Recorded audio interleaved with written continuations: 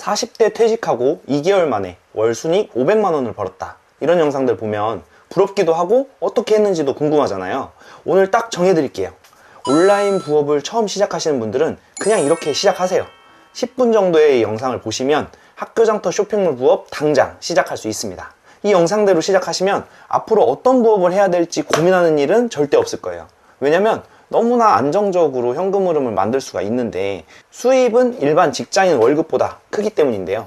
그동안 부업을 어렵게만 느끼시던 분들, 그리고 특히 이런저런 부업 많이 실패하신 분들도 진짜 부업으로 돈을 벌어보는 경험을 하시게 될 겁니다. 만약 이거를 한 달 이상 했는데 수익이 전혀 안 나온다 하시는 분들은 솔직히 얘기해서 다른 온라인 부업도 성공할 가능성이 거의 없다고 보시는 게 맞을 거예요. 왜냐면 그만큼 온라인 쇼핑몰 중에서는 압도적으로 쉽고 매출 낼 확률이 높은 부업이거든요. 실제 이게 돈이 벌리는지 궁금하시다면 고정 댓글의 영상을 먼저 보고 오셔도 좋습니다.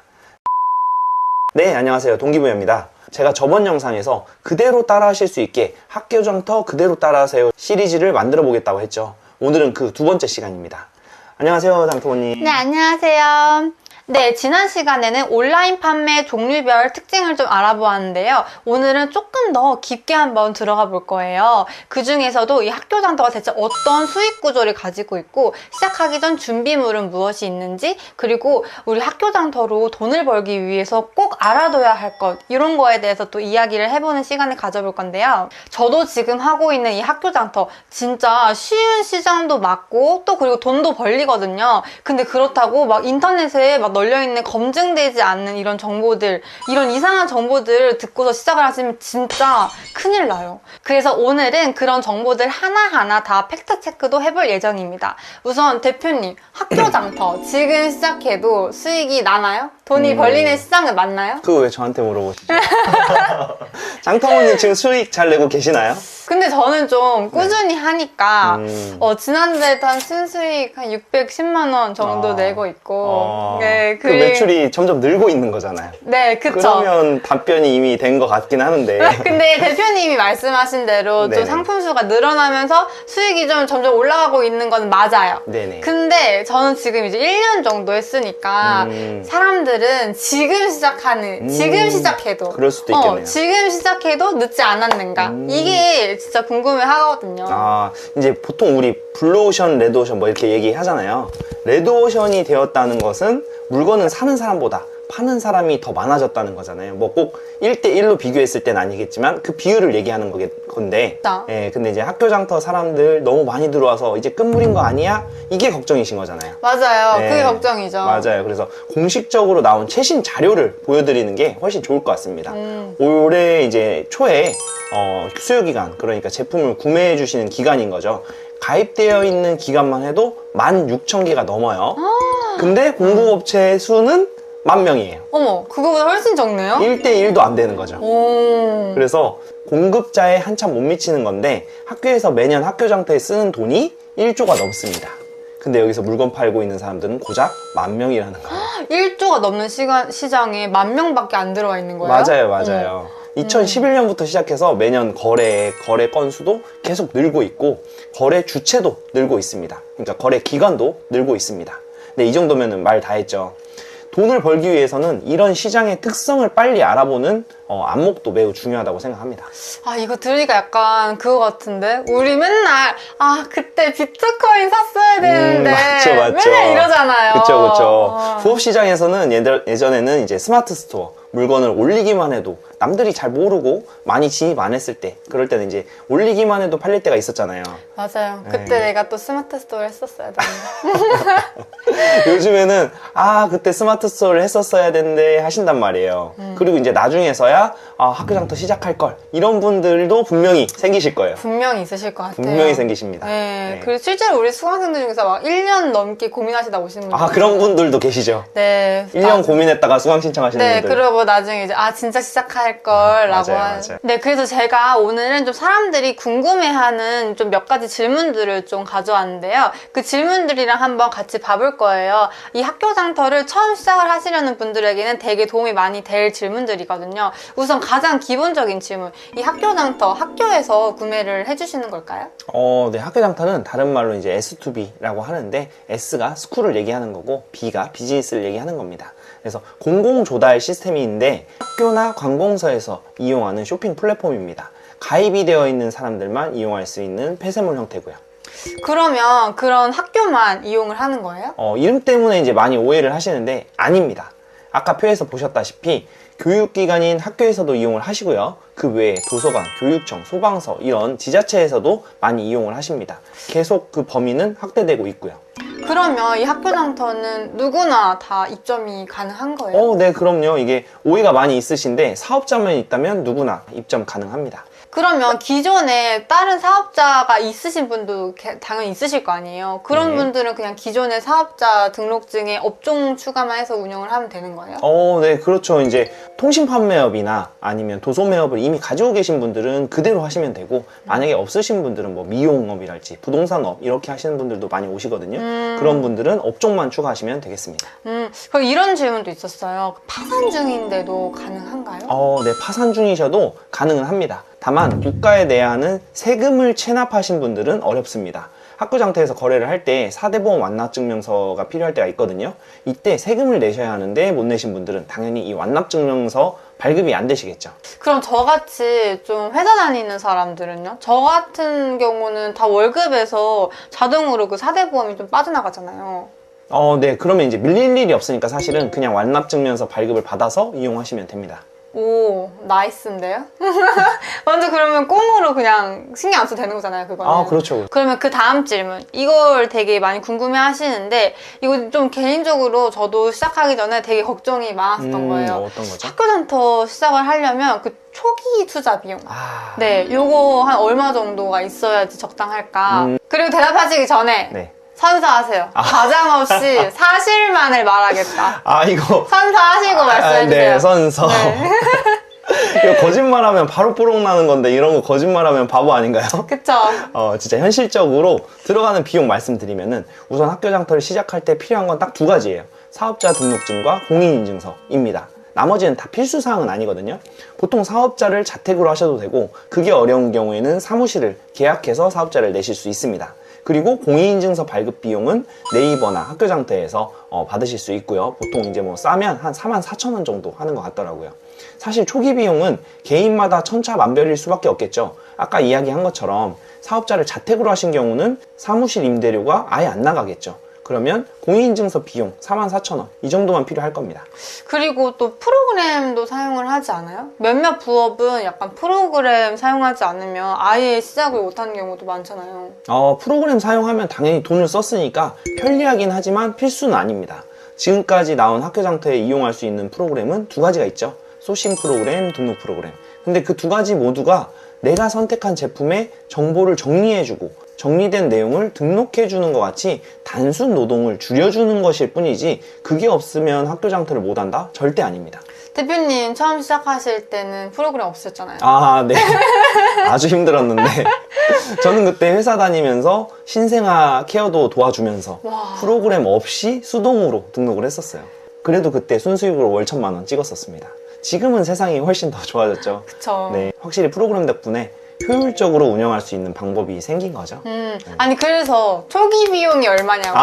저희 초기 비용 맞네요. 알려달라고 했잖아요. 그렇죠. 그거 딱 말해주세요. 네. 얼마예요? 얼마? 제가 생각했을 때는 정말 돈이 안 들어가고 최소로 시작한다 하시면 아까 이야기한 것처럼 44,000원에 시작하실 수도 있고, 근데 만약 나는 프로그램도 다 이용하고 집에 사업자를 낼 수 있는 상황이 안 돼서 계약해야 돼 하면 초기 비용은 넉넉하게 월세까지 포함해서 한 150만 원 정도 있으면 충분하다고 생각합니다. 150만 원이면 그래도 생각보다 많지는 않네요. 네. 그리고 어차피 사무실도 1년 계약이고 또 프로그램도 보통 처음 한 번만 구매하면 쭉 사용할 수 있는 거잖아요. 등록 프로그램인 경우에 그렇죠. 네네. 그러면 1년에 고정비가 한 150만 원이면 그래도 다른 부업이나 아니면 오프라인 사업에 비해서는 그렇게 큰 돈은 아니라는 생각이 드네요. 사업인데 100몇십만 원으로 시작하면 굉장히 진짜 저렴하다고 생각합니다. 그쵸, 거의 네. 없는 거죠. 네. 그러면 이 초기 비용을 최대로 150만 원이라고 한번 잡아보고 네. 일반적으로 이 비용을 회수하는 데는 얼마나 걸리는지. 일단 이것도 마찬가지로 장터모님은 얼마 만에 회수하셨죠? 저는 한 두세 달 정도 됐을 때 회수를 다 한 것 같아요. 근데 다른 분들도 다 그 정도가 필요한지. 물론 이제 잘하시는 분들은 한 달도 안 돼서 회수하시는 경우도 있습니다. 처음부터 대량 주문이 터지면요. 근데 이제 초반에 대량 주문이 터질지 안 터질지 이건 알 수가 없잖아요. 그래서 제품 수가 적다 보니까 운에 많이 좌우될 수밖에 없는 거고, 일반적인 수준으로는 한 4달 정도 차에 회수하시는 것 같다라고 판단이 됩니다. 근데 이제 학교장터의 매출 특성을 매번 말씀드리지만 시간이 지날수록 점점 매출이 늘어나는 구조라서 수자금 회수 기간은 오히려 상대적으로 늦어 보일 수도 있겠네요. 그리고 이런 질문도 있었어요. 그 다양한 카테고리로 대량 등록을 하는 시스템인가요? 이 질문도 되게 많았는데, 아무래도 저희가 또 상세 페이지나 뭐 광고 마케팅 이런 거를 안 해도 물건이 좀 팔리는 구조잖아요. 그쵸. 그래서 대체 사람들은 이게 어떻게 팔리는 건지, 그리고 무조건 제품만 다 올린다고 해서 팔리는 시장인지. 그건 당연히 아니죠. 무조건 물건만 올린다고 팔린다고 하면은 너나 나나 다 할 수 있겠죠. 근데 그건 아니고, 학교장터는 절대 닭등에서 수익을 내는 플랫폼이 아니에요. 예전에 프로그램을 이용한 대량 등록 방법이 네이버나 쿠팡에서 유행한 적이 있었죠. 근데 학교장터는 한 달에 올릴 수 있는 물품 수량이 300개로 제한이 되어 있잖아요. 그렇기 때문에 잘 팔리는 제품을 선별해서 올려주셔야 됩니다. 그리고 아까 이야기했던 것처럼 학교장터는 시스템 특성이나 소비자의 구매 욕구가 일반 플랫폼이랑은 완전히 다릅니다. 마냥 싸다고 다 팔리는 것도 아니고, 그렇기 때문에 그 점을 잘 파악해서 몰을 세팅하고 제대로 된 제품을 올려주셔야 됩니다. 네, 그러면 다음 질문. 그 대표님, 물건을 떼다 파는데 재고를 미리 확보를 해야 되는지, 그리고 요거 고민하시는 분들 진짜 많더라고요. 특히 이 도매처에서 소싱을 했는데 나중에 제품이 팔리고 보니까 그 도매처에서 물건이 없으면 어떡하는지, 이거 질문 되게 많이 하시더라고요. 그런 경우 무조건 생기죠. 우선 매 영상에서 말했던 것처럼 저희가 하는 방식은 재고 없이 하는 위탁 방식이고, 도매처에 상품이 없을 때, 이럴 땐 너무 간단해요. 다른 도매처 사용하시면 됩니다. 우리가 화장품을 하나 사려고 해요. 근데 그 화장품이 한 곳에서만 파나요? 아니죠. 아니잖아요. 네. 제조하면 그거를 최대한 많은 곳에 유통하고 싶은 게 당연히 제조사의 입장이겠죠. 그 화장품 파는 업체만 몇백 개, 많으면 몇천 개일 거란 말이죠. 이 업체가 재고가 없어. 그럼 다른 업체에서 사시면 됩니다. 네. 그러면 이거는 되게 사람들이 많이 의심을 하는 그런 질문인데요. 학교장터에서 학교장터 지인들이 이 납품을 꽉 잡고 있다는 루머가 있어요. 이거 혹시 가능성이 있을 수도 있나요? 이거 제 가족이나 친척 중에서도 선생님들이 계시거든요. 그럼 대표님, 이거 대표님 이야기였어요? 지인을 통해서 한 번도 그 부탁을 해본 적이 없습니다. 그랬으면 좋겠는데 완전 불가능한 일은 아니니까요. 근데 이제 그러다 걸리면은 잡혀갑니다. 헐, 안 돼. 잡혀간다고요? 네, 학교장터에서 이제 계약을 할 때 청렴 계약 서약서라는 거에 체크를 하게 되는데, 지인을 통해서 계약을 하게 된다면 이건 엄연한 불법이죠. 만약 혹시나 하고 생각하셨던 분들 절대 안 됩니다. 물론 지인이라고 해서 무조건 계약을 못 한다라는 이야기는 아닙니다. 가격이 좋고 물품이 좋으면 당연히 지인과의 거래도 가능하겠지만은 만약 그런 게 아니라 물품도 엄청 비싸게 올리고 안 좋은 제품을 올렸는데도 지인이니까 구매하는 경우, 이런 경우가 안 된다고 말씀을 드리는 거고요. 만약 혹시나 시도를 하시려면 잘릴 각오를 하셔야 될 거예요. 헐, 제 친구 중에 학교 선생님 있는데. 시도해보신 거 아니에요? 근데 물어봤는데 관심 없더라고요. 그래요? 살짝 찔러봤거든요. 찔러보셨구나. 나 학교장터 하는데 어쩔? 약간 이미 이런. 해보셨네요. 이것뿐만 아니라 시스템상 쉽지가 않을 거예요. 학교마다 이제 다르긴 하지만 보통 선생님들이 행정실에다가 말씀을 드리고 행정실에서 구매를 대신해서 해주는 경우들도 많은데요. 여러 절차를 거치기 때문에 그런 비리를 저지르기 쉽지 않죠. 역시 근데 진짜 걸리면 잘리는데 진짜 목숨 걸고 해야겠는데요? 그쵸. 이럴 바에는 진짜 안 하는 게 그럼요. 낫겠어요, 저는. 네, 그럼 다음 이 질문도 진짜 많았는데요. 학교 선생님들이 학교장터 말고 다른 플랫폼을 엄청나게 많이 이용을 하는데 진짜 많이 남나요? 요거 질문 많았어요. 질문도 많고 댓글도 달렸었죠. 네, 다른 플랫폼을 진짜 많이 이용을 하신다고. 네, 정답은 맞습니다. 물론 다른 플랫폼을 이용하시는 경우도 있죠. 근데 정말 아쉬운 게 많은 사람들이 정확한 통계 자료를 보고 판단을 해야 되는데 여러 카더라 소식을 들으시고 그게 기정사실이 되어버리는 경우가 많은 것 같아요. 일단 상식적으로 접근해 보시죠. 우선 학교장터는 국가에서 만든 쇼핑 플랫폼이에요. 학교나 관공서들 여기서 쇼핑하세요 하고 만든 쇼핑몰인데 다른 쿠팡, 지마켓에 예산의 대부분을 사용하게끔 가만둘까요? 계속해서 학교장터를 이용하도록 권장을 하고 있단 말이에요. 뿐만 아니라 매월 시도별로 각 지역의 예산을 학교장터에 얼만큼 소진하고 있는지를 모니터링하고 있어요. 지금 울산을 제외하고 모든 지역이 절반 이상을 학교장터에 쓰고 있거든요. 평균값을 내보면 예산의 67% 이상을 학교장터에 쓰고 있습니다. 그리고 이 퍼센티지는 계속 늘어날 거예요. 절대 금액으로도 연에 1조 이상을 넘게 쓰고 있고요. 예산도 점점 늘어나는 데다가 이용 기간도 늘어나고 기간별 예산 소진 비율도 올라가고 있습니다. 근데 제가 어떤 목적이 있어서 거짓말을 할 수도 있는 거잖아요, 지금. 그쵸? 그래서 제가 매번 실제 데이터를 보여드리려고 노력을 하는 거거든요. 제 주장뿐만 아니라 다른 자료를 보실 때도 항상 객관적인 데이터를 보고 믿으셔야 됩니다. 그래서 요거에 달린 댓글 중에서 이런 댓글도 있었어요. 실제 학교에서 근무를 해주시는 분이 달아주신 글인데요. 일할 때 학교장터에서 물건을 사고 있습니다. 회계상 편의를 위해 비싸도 학교장터에서 구매했습니다. 좋은 소스인 것 같습니다. 요즘 부업하고 싶어서 여러 가지 생각을 많이 하고 있습니다.